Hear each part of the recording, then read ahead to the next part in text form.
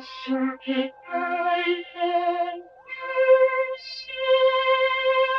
the CircuitPython Parsec today, I wanted to show you how you can format strings using the replace command.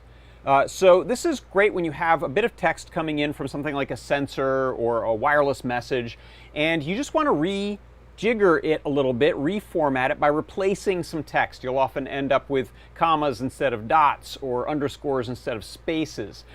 So here's a simple example. I'm just creating a message variable here, string called status underscore OK, all caps, sort of thing you might get from a GPS module, let's say.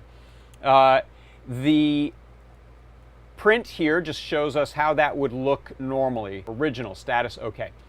Now, the next thing I'm doing is I'm creating a new variable called the display message. It's a more human readable version. And I'm taking the original variable message, string variable, and just throwing in this dot replace, and then in parentheses, the thing I want to replace, in this case an underscore, with the thing I want to replace it, in this case a space. Then I'm printing that. Replaced is the display message, which is this status OK.